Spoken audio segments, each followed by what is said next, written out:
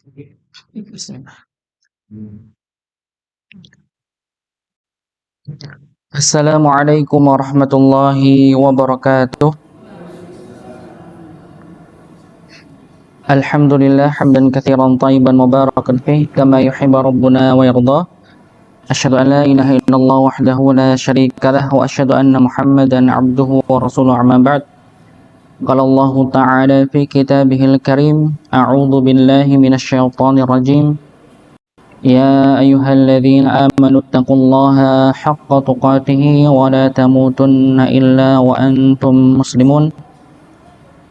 وقال النبي صلى الله عليه وسلم من سلك طريقا يلمس فيه علما سهل الله له به طريقا إلى الجنة. Jamaah salat maghrib yang kami hormati, alhamdulillah kita bersyukur pada Allah Subhanahu wa taala yang telah memberikan kita kesempatan, masih memberikan kita kesehatan pada malam hari ini, sehingga kita bisa sama-sama berkumpul kembali untuk sama-sama belajar, untuk sama-sama menuntut ilmu dengan kita mengambil hikmah-hikmah pada surat-surat pendek yang sudah kita baca. Kita kemarin sudah menyelesaikan tahsin di surat Quraisy, dan insyaallah untuk kesempatan kali ini kita akan sama-sama mengambil pelajaran, memaknai surat Quraisy yang kita sudah baca. Tapi sebelum kita mempelajarinya, kita coba untuk mengulang kembali membaca. Nanti saya bacakan dari ta'awud sampai akhir, monggo bisa diikuti. A'udzu billahi minasy syaithanir rajim. Silakan.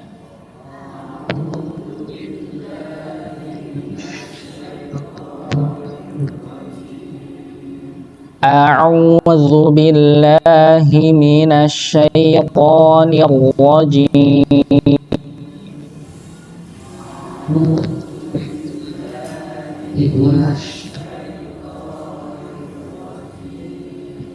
Bismillahirrahmanirrahim.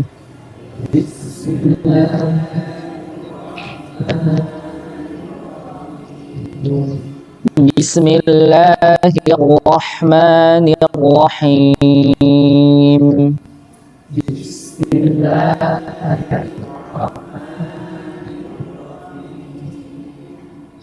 Li'afi Quraisy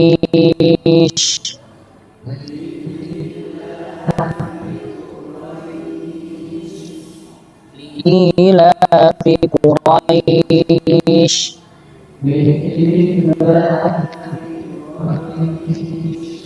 إيلافهم رحلة الشتاء والصيف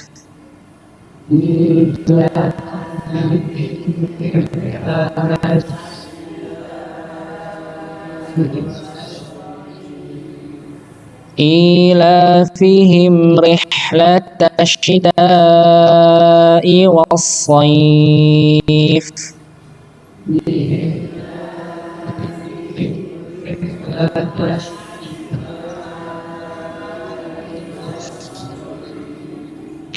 فليعبدوا رب هذا البيت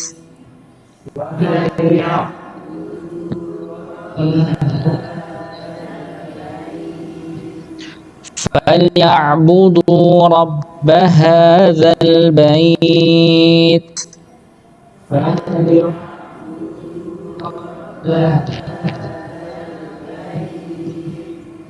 الذي أطعمهم من جوع وآمنهم من خوف.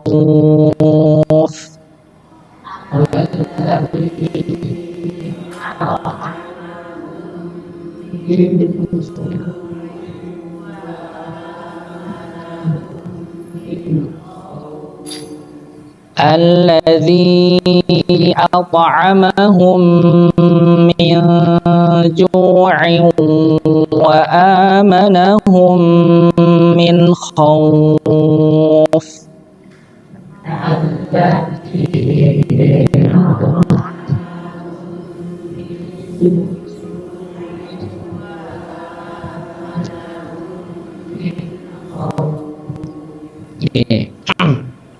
Ya, jadi sudah kita pelajari kemarin untuk beberapa ahkam tajwid tentang di sini ada terlebih di akhir ayat itu ada mim ketemu mim, nun ketemu jim, tanwin, ain, ain tanwin bertemu dengan waw, mim mati ketemu dengan mim, nun mati ketemu dengan kha, ya ada yang dibaca dengung, ada yang dibaca samar, dan ini perlu kita tekan, jangan sekedar masuk saja, ya.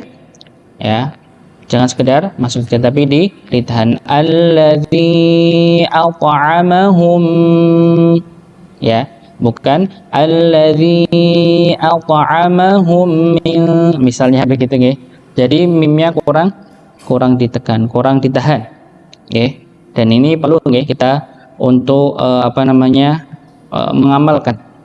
Jadi kalau misalnya mungkin belum pernah kita jelaskan mengenai tentang rukun tilawah. Dalam membaca Quran juga ada rukunnya, Bapak Ibu sekalian. Sebagaimana kita sholat ada rukunnya. Kalau rukun Islam juga ada rukunnya. Ya, ada 5. Rukun tilawatul Quran itu ada 5. Salah satunya adalah ahkamut tajwid. Menunaikan hukum-hukum tajwid. Ya, ada 5. Kalau kita sebutkan yang pertama, ada namanya mengerti tentang makharijul huruf. Yang kedua, mengetahui tentang sifatul huruf. Yang ketiga tadi kami sebutkan ahkamu tajwid. Yang keempat, maka kita harus belajar dengan talaqi atau musyafahah. Talaqi itu maksudnya belajar dengan guru, itu yang harus ditunaikan. Jangan sampai kita melalui belajar tanpa mengabaikan tentang makharijul huruf, karena memang kebanyakan kita belajar Quran itu cuma sekedar pengenalan huruf. Oh, ini a, ini ba, ini ta, tapi tidak mengetahui mana keluarnya ba dari mana, huruf ta bagaimana keluarnya, di mana tempatnya, begitu. Nah, itu perlu seorang yang membaca Al-Qur'an, terlebih dia mungkin fokus pada Quran atau pengajar, maka poin-poin tersebut, rukun tersebut harus tertunaikan. Jadi kita tidak jelaskan di sini, nanti panjang. Ini untuk sekilas, maka perlu, kalau misalnya kita pernah menyampaikan bahwa kesalahan dalam membaca Quran itu ada yang sifatnya jeli, dia fatal, dan diketahui kesalahannya, dan ada yang khafi yang tidak tersembunyi, maka pernah kita sebutkan ini tambahan, pernah kita sebutkan bahwa khafi itu tidak mengubah arti dan tidak masalah. Bukan itu, sebenarnya ternyata ketika kita salah pada lafaz atau kesalahan yang fatal, atau jeli ini, maka dia haram hukumnya, salah di tempat itu ketika sudah mengetahui ilmunya, bukan termasuk yang belum mengetahui ilmunya, bukan termasuk, nggak termasuk.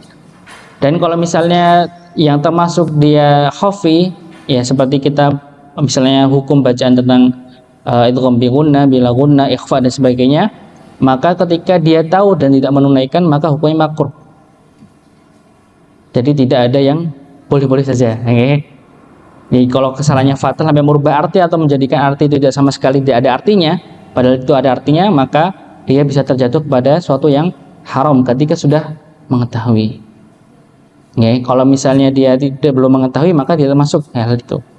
Kalau dia mengetahui hukum-hukum tajwid dan dia tidak mempraktekkan, misalnya gini, ini termasuk tadi ayat yang keempat ini banyak hukum tajwidnya. Alladzi at'amahum min ju'in wa. Nah, ini kan ditahan, Nah, ini ditunaikan. Maka ketika dia sudah tahu ilmunya, tidak mempraktekkan, maka dia Nggih. Kalau pernah belum ya kami sebutkan juga ya. Jadi apa namanya, ini sekilas nggih sebelum kita masuk nggih. Jadi kalau apa namanya, orang yang membaca Quran itu ada 3 kelompok golongan. Orang yang membaca Quran itu ada tiga kelompok golongan. Ya. Kami tuliskan nggih biar ada gambaran.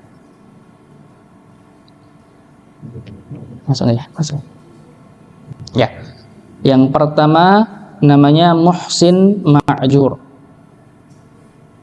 Muhsin ma'jur. Ya.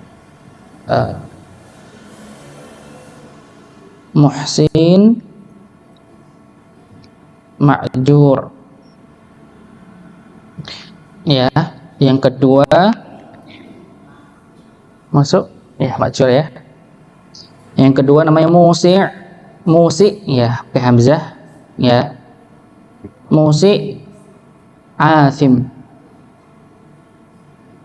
Ini satu-satu harokatnya guys. Muhsin ma'jur. Musi' ya, asim. Yang ketiga musi' ma'zur. Ya. Ini 3 golongan orang pembaca, orang yang membaca Quran. Ada 3 golongan. Yang pertama, dia orang yang sudah mahir ya fi tilawatil Quran. Dia sudah mahir, udah pandai dalam membaca Al-Quran. Jadi sifat hurufnya, makhraj hurufnya, ahkamul hurufnya sudah kena semua, nggih. Pembacaannya sudah bagus bacaannya. Maka dia tergolong menjadi muhsin ma'jur. Makanya kalau hadis yang pernah kita singgung di awal nggih, al-mahiru ma'a kiramil barah ya. Orang yang mahir membaca Quran itu bersama para malaikat. Jadi bukan sekedar mendapat pahala, tapi malaikat juga turun untuk mendengarkan. Ya, maka ini aman nggih. Orang yang sudah pandai membaca, tahu ilmunya, dia mempraktekkan ilmunya dalam membaca Quran, maka dia termasuk muhsin ya, ma'jur. Yang kedua, musi' asim. Orang yang baca Quran dalam keadaan bacaannya masih banyak yang salah, atau bacaannya dia masih cacat, begitu ya, masih banyak keliruan, dan dia tidak mau tahu. Tidak mau tahu, maka dia termasuk musi' asim. Bacaannya banyak salah dan dia berdosa. Asim itu berdosa maksudnya. Maka dia maksudnya apa? Orang yang dia tahu, dia mungkin tahu tempat, tahu cari apa, tahu halaqah ilmu tentang tajwid misalnya, tapi dia mengabaikan, dia membaca Quran, tapi dia tahu kalau bacanya Quran masih salah dan dia nggak mau belajar, nggak mau tahu dia. Yang penting bacalah, gitu misalnya begitu ya. Atau orang yang dia pelajari tapi dia tidak mengamalkan, maka dia termasuk musi' ya, musi' asim. Berikutnya musi' ma'zur. Ma'zur itu yang dia uzur, ada uzurnya, ada keringanan, ada bisa ma'fu ya, dia bisa dimaafkan ketika bacaannya salah tapi dia tidak tahu. Maka dia tersebut orang yang dimaafkan. Makanya ada hadis sebutkan wala tata'ta fihi ajran ya. Jadi orang-orang yang dia membaca Quran dengan terbata-bata, maka dia mendapatkan 2 pahala, tidak dosa nggih. Ini termasuk yang dia tidak tahu, bukan tidak mau tahu, beda nggih. Bedakan antara orang yang tidak tahu dan tidak mau tahu. Dia benar-benar nggak tahu nih, bacanya bos ternyata seperti ini, dia nggak tahu. Maka ketika dia berusaha, orang yang tidak tahu itu ada usaha untuk tahu, untuk belajar, maka dia masuknya musi' ma'zur. Ya, dia banyak salahnya dalam membaca Quran, tapi dia dimaafkan. Bukan sekedar dia dimaafkan, karena uzurnya itu. Dan dia mendapatkan 2 pahala. 1 pahala karena dia membaca, yang 2 ingin membenarkan bacaan, berusaha untuk benar. Tidak dosa sama sekali, Jadi bukan 2, bukan orang yang ahli sama orang yang baru belajar atau nggak tahu, tapi ada yang tidak mau tahu. Nah, ini yang perlu kita perhatikan, kira-kira kita masuk yang mana ya, begitu Mudah-mudahan kalaupun kita belum tahu, maka masuknya ke yang 3 ini kita belum tahu, berusaha untuk tahu dan mengamalkan. Untung-untungnya kita termasuk orang yang muhsin ma'jur. Nggih, dan jangan sampai kita masuk ke orang yang tidak mau tahu nih ya. Nggih. Begitu. Maka mudah-mudahan kita jauhkan dari hal-hal yang tidak mau tahu. Dia tahu tempat untuk belajar begitu nggih. Tapi dia tidak mau belajar. Biarinlah, yang penting baca. Gitu. Sama halnya, apakah orang itu sholat apakah itu orang sholat dan mengabaikan rukun sholat, apakah dia terima? Dia sudah sholat aja, mungkin selesai, wah kewajiban saya pergi. Misalnya begitu nggih. Maka otomatis dia tertunaikan kewajibannya, tapi terima atau tidaknya Allah yang mengetahui kan begitu. Otomatis nggih, kalau dia dari fikih, maka ketika tidak memenuhi pada rukun, maka ya bisa jadi dia tidak sah pada sholatnya kan begitu nggih. Maka sama nggih, pada tilawah juga ada ya. Ini untuk sekilas untuk kita masalah bacaan nggih. Berikutnya kita kembali untuk membahas tentang surat ya Quraisy. Ya, surat Quraisy. Ya. Di sini Allah Subhanahu wa taala berfirman ya li'ila fi Quraisy. Ya. Li'ila fi Quraisy. Ya, belum muncul ini. Ya. Ya, di sini Allah para ulama menamai surat ini dengan surat Quraisy. Nggih, kita akan bahas nggih. Belum saya temukan dan saya tanyakan ke guru saya juga tidak pernah menemukan ada surat yang namanya surat Al-Quraisy. Nggih. Dan surat Quraisy. Saya juga menyampaikan kalau ada yang menemukan bisa sampaikan, bisa kayak apa, saya punya pengetahuan bahwa ternyata ada, misalnya kalau emang ada begitu nggih. Yang kedua, ada sebagian ulama yang menamainya dengan surat li'ila fi Quraisy. Ya, ada yang Quraisy, ada yang li'ila fi Quraisy. Nah, ini itu penamaan dan para ulama sepakat nggih untuk turunnya surat Quraisy ini di Makkah. Maka disebut Makkiyah. Ya. Di sini Allah Subhanahu wa taala ingin menyampaikan tentang suku Quraisy. Ya, di sini ada yang nyambung ke suku Quraisy mungkin? Nggih, karena suku Quraisy termasuk suku yang mulia nggih, mulia masyaallah nggih. Mulia sekali nggih.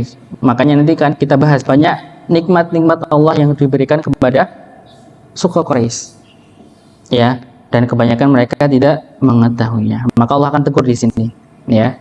Tentang banyak nikmat-nikmat yang Allah berikan pada suku Quraisy. Ya. Kalau di sini ya disebutkan dalam hadis disebutkan nggih. Jadi Rasulullah SAW pernah bersabda, Innallaha astafa min waladi Ibrahim Ismail wastafa minal waladi Ismail bani Kinanah wastafa min bani Kinanah Quraisyan wastafa min Quraisyin bani wastafa min bani Hashim. Nggih. Jadi Quraisy ini sebenarnya nggih, ini kalau dalam arti bahasa dia kumpulan nggih. Kumpulan dari banyak kabilah dari suku Quraisy. Ya, karena disatukan. Disatukan nanti kita jelaskan. Ya, disatukan oleh salah satu dari kakeknya Rasulullah. Ada yang mengatakan di urutan 13 yaitu Kinanah itu nggih. Ya. Termasuk apa Bani Kinanah ini. Ada yang mengatakan dari lainnya. Ya. Di sini kita ketahui bahwa Quraisy ini itu dari Bani Kinanah yang bersambung pada Nabi Ibrahim. Nabi Ibrahim alaihissalam. Jadi Nabi Muhammad ini kalau kita lihat jalurnya itu nyambungnya ke Nabi Ibrahim. Nabi Ibrahim punya dua anak, siapa?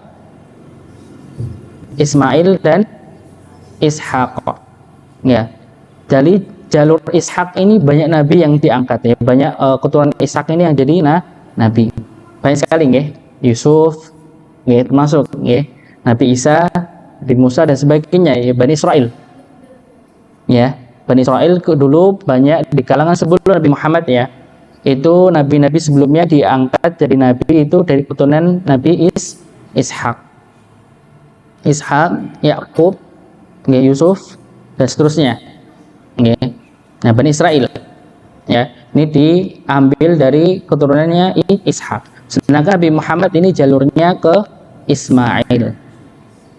Dari Ismail sampai berikutnya yang jadi Nabi Muhammad.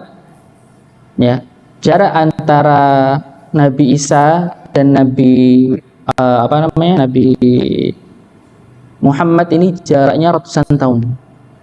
Beda dengan sebelumnya. Nabi Isa sebelumnya ini jaraknya terlalu dekat. Kadang ada yang bersamaan pada satu masa. Karena memang sebelum Nabi Muhammad, Nabi ini diutus bukan seluruh alam, tapi setiap daerah, setiap suku. Maka kita pernah ketahui di Quran disebutkan juga Nabi Ibrahim ini satu masa dengan Nabi Lut, kan begitu. Tapi beda tempat. Maka pernah disebutkan ketika Allah Subhanahu wa taala mengutus malaikat diperintahkan untuk menemui dua nabi. Yang pertama menemui Nabi Lut, yang kedua Nabi Ibrahim. Nabi Lut dipertemukan malaikat menemui Nabi Lut untuk memberitahu bahwa besok pagi adanya azab. Karena kaumnya sudah melakukan pelanggaran menyimpang yang sebelumnya belum pernah dilakukan oleh kaum sebelumnya, yaitu LGBT itu itu di kaum Sodom, daerah Sodom kaum Nabi Lut. Setelah itu malaikat pergi menemui Nabi Ibrahim untuk menyampaikan bahwa Allah Subhanahu wa taala akan memberikan karunia anak dari rahim Sarah. Jadi kalau Hajar, dari rahim Hajar ini keluar Nabi Ismail, kalau dari rahimnya Sarah Nabi Ishak. Begitu, Maka pernah ada yang satu zaman.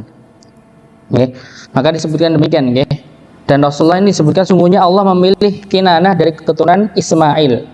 Dari keturunan Ismail ini yang diambil yang utama karena kedudukannya adalah Kinanah. Dan Allah memilih Quraisy dari keturunan Kinanah. Dari Kinanah ini jalur Kinanah ada keturunan namanya Quraisy, walaupun bukan Quraisy namanya aslinya, Ini dari jalur Kinanah. Dan Allah memilih Bani Hashim dari keturunan Quraisy, dan jalur ini sampai kepada Rasulullah Shallallahu Alaihi Wasallam. Nah, ini tentang Quraisy, tentang Quraisy. Maka kalau kita lihat dari jalur keturunan Rasulullah SAW, di sini disebutkan, Rasulullah pernah menyampaikan, Muhammad bin Abdillah. Jadi Muhammad ini anaknya, bapaknya namanya Abdillah. Berikutnya bapaknya Abdillah ini namanya Abdul Muthalib, kakeknya Rasulullah. Bapaknya Abdul Muthalib Hashim. Berikutnya Abdul Manaf. Berikutnya Qusay bin Kilab bin Murrah bin Ka'ab bin Luhai bin Ghalib bin Fir bin Malik bin Nadhr bin Kinanah bin Huzaimah bin Mudrikah bin Ilyas bin Mudhar bin Nizar bin Ma'addin Manaf bin Abdil Manaf. Ini sampai sini. Padahal kalau kita lihat dari jalur-jalurnya, Abdul Manaf ini masih ada sambung sampai Nabi Ismail. Tapi kenapa kok sampai Abdul Manaf? Karena ini yang disepakati para ulama, sampai ke Abdul Manaf. Setelah Abdul Manaf ke atas ke Nabi Ismail ini banyak perselisihan. Banyak perselisihan. Ini nasab dari Rasulullah Shallallahu Alaihi Wasallam dari jalur bapaknya, sampai ke 13, sampai ke 15, banyak, sampai sampai Ma'adil Adnan Abdul Manaf, Adil Ma'adin bin Adnan, sampai situ, Kira-kira Bapak Ibu sekalian hafal nasabnya dari ibu bapak sampai 13 mungkin, atau 5, 5 ada yang bisa? tiga ada yang 5 mungkin. Jadi kalau di Saudi itu hal yang ma'ruf, dah biasa di sana menghafal nasab, karena nanti satu orang yang berbuat masalah kena semua. Kena semua. Dan biasanya ke pengalaman guru-guru saya, teman-teman saya itu kalau daftar di sana misalnya keterima gitu, Ditanya namanya siapa, misalnya saya Ihsan Febianto, nanti ditulisnya Ihsan bin Febianto. Padahal nama kita Ihsan Febianto. Misalnya nama saya Ihsan Febianto, nama lengkap saya padahal. Tapi bagi mereka nanti ditulis bin di antaranya. Padahal bukan nama bapak saya begitu nih. Karena emang biasa mereka seperti itu. Dan memang udah terbiasa pengalaman saya misalnya ngambil sanad begitu nih, entah sanad kitab atau sanad Quran dan sebagainya, itu biasanya diminta nama kakeknya. Jadi nama bapak saya kakeknya 3 minimal. Jadi maka mau nggak mau harus tahu begitu nih, harus ada jalurnya begitu. Ya, emang terbiasa mereka menghafal nasab-nasab mereka. Ya, menghafal nasab mereka. Ya, di sini Allah Subhanahu wa taala menyampaikan di surat yang pertama, di ayat yang pertama, ila fi Quraisy, ya. Kebiasaan mereka, orang-orang Quraisy, ya. Orang Quraisy ini punya kebiasaan, ya. Yang tadi kita ketahui Quraisy ini termasuk kabilah atau suku yang paling mulia di antara suku-suku di Makkah.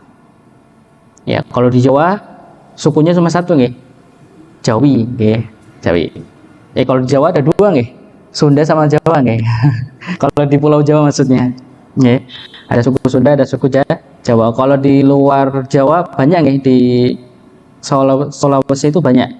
Ada Laude, ada mana lagi itu yang Bugis itu, banyak, Kalau apalagi di Sumatera, di Medan aja udah banyak, Ada Nasution, ada Hasibuan, ada Siregar, wah banyak banget, Ada Hotman, ada Panjaitan dan sebagainya, banyak, ya, banyak sekali.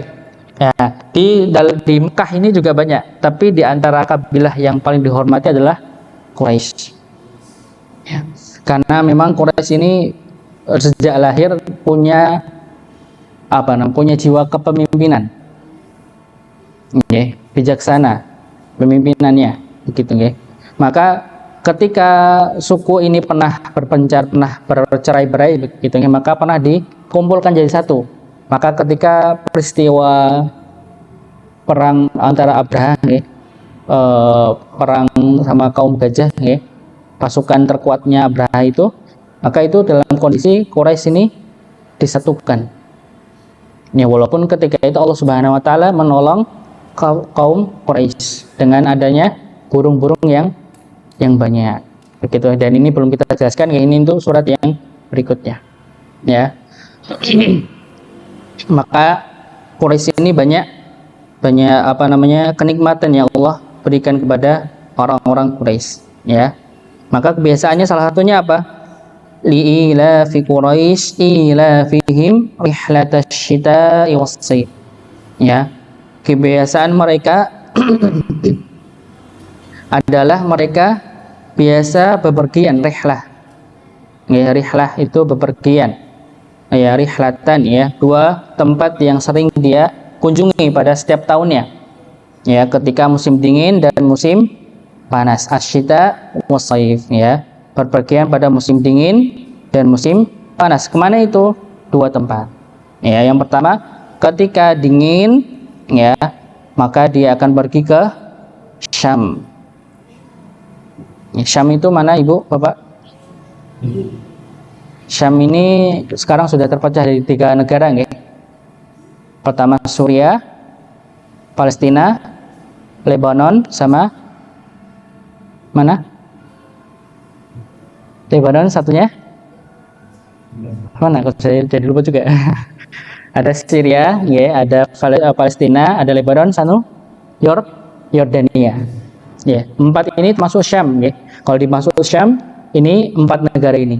Maka nanti akhir zaman ini akan dikumpulkan banyak tanda-tandanya di Syam, dan perang akhir zaman juga di Syam, diturunkannya Nabi Isa juga di Syam. Maka kota Syam ini termasuk kota yang istimewa nantinya, kota istimewa. Makanya orang-orang Palestina ini mempertahankan Gaza ini karena memang keistimewaannya, begitu, ya. Maka orang-orang Mekah ini terbiasa mereka perjalanan untuk berdagang itu ketika di musim dingin itu ke Syam, ketika di Yaman itu ketika di musim musim panas itu ke Yaman. Kebalikannya nggih, maaf nggih. Jadi musim dingin ini ke Yaman, musim panas ke Syam. Musim panas ke Syam, musim dingin ke Yaman. Maksudnya apa? Jadi ketika Mekah ini pada melanda musimnya musim panas, maka dia akan pergi ke Yaman, begitu nggih. Ketika musim dingin, maka dia pergi ke Syam. Nggih. Karena mereka ini perniagaan mereka, harta mereka banyak-banyaknya itu karena mereka melakukan perdagangan. Ya, melakukan perdagangan. Jadi mereka kaya, Allah berikan kekayaan mereka, ya, itu karena perdagangan. Begitu ya. Mereka pintar untuk berdagang. Maka ketika Rasulullah SAW itu berhijrah ke Madinah, ya, ketika itu Madinah ini termasuk daerah yang bukan banyak perdagangan. Mereka pertanian karena memang daerahnya subur, ya. Tapi yang menguasai ekonomi orang-orang pedagang, yaitu orang-orang Yahudi. Maka ketika Rasulullah itu masuk ke Madinah, maka perdagangan atau pasarnya Yahudi ini hancur ekonominya dikarenakan perdagangannya Nabi Muhammad. Karena Nabi Muhammad termasuk orang Quraisy. Orang Quraisy itu pintar berdagang karena emang di pasar orang Yahudi ini banyak namanya riba, banyak kecurangan dan sebagainya. Maka binasalah ekonomi mereka langsung dikuasai oleh Nabi Muhammad. Nah, di antara salah satunya kenapa kok mereka bisa pergi ke Yaman, ke Syam. Padahal di zaman itu banyak namanya peperangan, perampokan itu hal yang biasa. Tapi bagi keistimewaan orang Quraisy ini adalah mereka ketika melakukan perjalanan ke Syam maupun ke Yaman itu dalam keadaan aman. Karena apa? Karena sebelumnya ada yang mengatakan bahwa ketika terjadinya pasukan Abraha untuk menghancurkan Ka'bah, ya, itu Allah jadikan mereka menang, ya, atas peperangan itu, ya, karena Allah bantu dengan datangnya gerombolan burung-burung untuk membantu menghancurkan pasukan gajah. Maka ketika itu masyhur di kalangan berita-berita di kalangan yang lainnya bahwa orang Quraisy ini punya kekuatan, begitu nggih, punya keistimewaan, keagungan. Maka ketika itu banyak kabilah-kabilah lain yang tidak berani untuk menghadang, menghancurkan orang Quraisy. Nah, maka aman mereka. Nggih. Mereka mau ke Yaman, mau ke Syam, aman. Ya, mau melakukan perdagangan, aman. Ya. Itu nggih kelebihannya. Ya. Di antara kelebihan-kelebihan lainnya yang pernah Rasulullah SAW sampaikan, nggih, agak panjang, nggih, ada 7. Ya, kita baca terjemahnya aja, nggih. Allah memuliakan kaum Quraisy ini salah satunya di antara banyak, nggih. Tapi yang pernah Rasulullah sebutkan adalah dari aku dari kalangan mereka. Nabi Muhammad ini dari kalangan mereka. Ya, Allah Subhanahu wa taala mengutus Nabi Muhammad itu dari kalangan orang-orang Quraisy. Maka kemuliaan mereka. Yang kedua, kenabian ada pada mereka. Ketika Nabi Muhammad diangkat menjadi rasul, itu ketika di kalangan mereka, bukan di Madinah tapi di Mekah, ya. Berikutnya Allah Subhanahu wa taala menjadikan mereka untuk menguasai Ka'bah. Karena Ka'bah ini tempat yang umumnya jadi tempat ibadah. Ya, bukan sebagai orang Arab saja, bukan orang Mekah. Orang di luar Mekah pun beribadah haji walaupun syariatnya ketika itu berbeda. Karena memang itu syariat dari Nabi Ibrahim alaihissalam. Berikutnya Allah Subhanahu wa taala juga memberikan mereka keistimewaan untuk mengurus air Zam-Zam. Air yang istimewa. Mereka yang ngatur, ya. Mereka yang mengatur. Berikutnya Allah Subhanahu wa taala juga menolong dari pasukan gajah. Ya, ketika Abraha mau menghancurkan Ka'bah, ya, itu ditolong oleh Allah Subhanahu wa taala. Ya. Berikutnya Allah Subhanahu wa taala menurunkan Al-Qur'an, ya, kebanyakan dari Mekah. Maka banyak, nggih, kalau keutamaan orang-orang Quraisy ini. Allah ingatkan kepada orang-orang Quraisy bahwa mereka telah diberikan kenikmatan yang banyak dari Allah Subhanahu wa taala. Maka Allah Subhanahu wa taala berfirman, istilahnya ayatnya, "Falyabudu rabb hadzal bait." Okay. Allah Subhanahu wa taala berfirman, maka hendaklah mereka menyembah Tuhan pemilik rumah ini, yaitu Ka'bah. Karena kebanyakan mereka sudah diberikan kenikmatan, tapi mereka tidak menyembah Allah Subhanahu wa Ta'ala. Maka yang pernah kita sampaikan kaidahnya, ya, al-ibratu bi'umumil lafzi la bi khususis sabab. Ini bisa kita ambil. Jadi walaupun Allah Subhanahu wa Ta'ala menurunkan surat ini untuk orang Quraisy, tapi umumnya pelajaran yang bisa kita ambil untuk semuanya. Ya, maksudnya apa? Ya, maka ketika kita Allah berikan kenikmatan, nggak mungkin ya kita tidak diberikan oleh Allah kenikmatan, entah apapun itu. Ya, maka sebaiknya ketika kita sudah menyadari bahwa Allah Subhanahu wa Ta'ala itu memberikan kenikmatan, maka jangan sampai kita lalai atas bersyukur pada Allah Subhanahu wa Ta'ala. Ya, maka ketika Allah Subhanahu wa Ta'ala memperingati kepada orang Quraisy bahwa mereka diberikan banyak kenikmatan, maka jangan lalai untuk tidak bersyukur dan beribadah kepada Allah Subhanahu wa Ta'ala. Maka Allah menyebutkan falyabudu rabb hadzal bait. Maka beribadahlah engkau mereka semua kepada Rabb pemilik Ka'bah, pemilik rumah ini, Allah SWT. Begitu ya. Maka pelajaran bisa kita ambil, maka ketika kita mendapatkan nikmat jangan sampai melupakan Allah. Kebanyakan orang-orang ketika diberi nikmat lupa oleh Allah Subhanahu wa Ta'ala. Ketika diberi ujian maka akan ingat kembali, begitu ya. Maka orang yang ingat kepada Allah Subhanahu wa Ta'ala dalam keadaan susah itu hal yang biasa saja, ya. Tapi orang yang ketika diberi kenikmatan dan dia ingat kepada Allah, maka itu hal yang luar biasa. Maka biasakan kita ketika mendapatkan nikmat, pertama kali yang kita ucapkan adalah alhamdulillah, ya. Ketika mendapat musibah yang disebut apa, Ibu? Tapi kalau di riwayat sebutkan lebih baik kita baca alhamdulillah juga. Baru istirja. Baru inna lillahi wa inna ilaihi raji'un. Ya, kita bersyukur dulu. Ya, apapun musibahnya, ya, walaupun ini termasuk hal yang berat, ya. Misalnya, mohon maaf ini contoh. Istilah kadang ketika kita menerima ujian yang berat sekali, contoh misalnya kehilangan anak misalnya. Ya, yang sekarang banyak berapa kali saya temukan dua berita anak kecil yang terlindas truk, ya. Di Tangerang, satunya di mana kurang tahu, ya. Peristiwanya sama, anak kecil 7 tahun jatuh langsung nggak tahu nih kalau ada truk terlindas ini. Masya Allah, kalau kita orang yang tidak bisa bersabar itu, mungkin bisa sampai maaf, ya, bisa mungkin kadang sampai menyalahkan Allah Subhanahu wa Ta'ala. Maka cara kita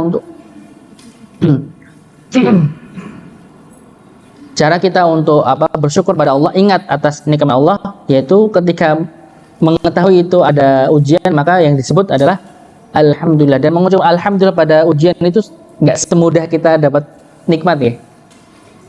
Nggak semudah kita dapat nikmat. Jadi kita bersyukur pada Allah Subhanahu wa Ta'ala, langsung baru melafadzkan kalimat istirja. Inna lillahi wa inna ilaihi raji'un, untuk menguatkan kita bahwa semua yang ada pada diri kita itu milik Allah Subhanahu wa Ta'ala dan akan kembali. Gitu, ya. Yang terakhir, ya, alladzi at'amahum min ju'in wa amanahum min khauf, yang telah memberikan makanan kepada mereka untuk menghilangkan lapar dan mengamankan mereka dari rasa takut. Allah Subhanahu wa Ta'ala tidak lupa mengingatkan kepada kaum Quraisy, ya, bahwa mereka Allah kenyangkan. Allah berikan kekenyangan, bahwa Allah berikan makanan biar mereka kenyang. Kenapa Allah Subhanahu wa Ta'ala mendahulukan at'amahum min ju' daripada wa amanahum min khauf? Allah tidak menyebutkan alladzi ya amanahum min khauf, ya, baru wa min at'amahum, wa min misalnya wa at'amahum min ju', misalnya begitu. Dibalik misalnya. Kenapa Allah mendahulukan at'amahum min ju' dibandingkan wa amanahum min khauf? Karena dasarnya keamanan itu ketika perut manusia itu kenyang. Maksudnya apa? Suatu daerah, suatu negara, kalau ekonominya itu hancur, maka akan tidak aman. Pastikan, Bu. Dan ini salah satu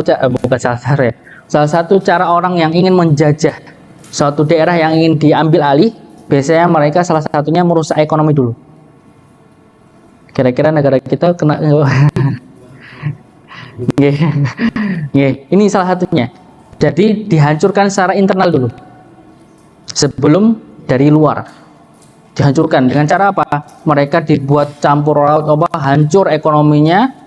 Otomatis kalau hancur, kadang orang itu tidak kenyang, lapar, kebutuhannya tidak tercukupi. Maka banyak pernah kita temui banyak cerita orang mencuri, karena ada kekurangan yang dia tidak terpenuhi, karena lapar, karena anaknya belum minum susu, dia mencoba untuk minum ngambil susu misalnya. Kemarin terakhir ada ibu-ibu yang sengaja dia mencuri telur dan beberapa makanan untuk anaknya yang belum makan. Bagaimana kalau misalnya ekonomi negara itu hancur lebih parah itu?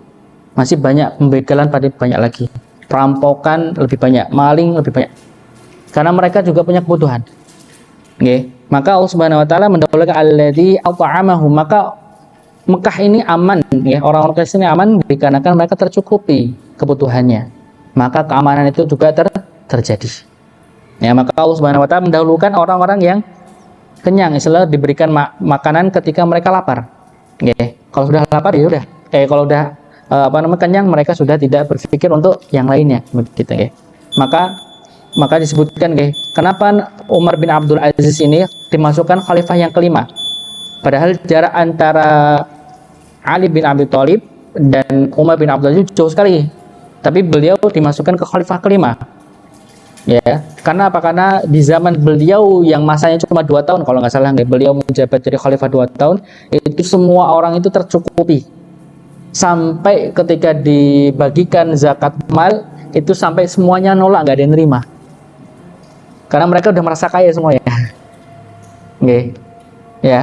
Makanya penuh di Baitul Mal, banyak harta, tapi bingung mau taruh mana nih.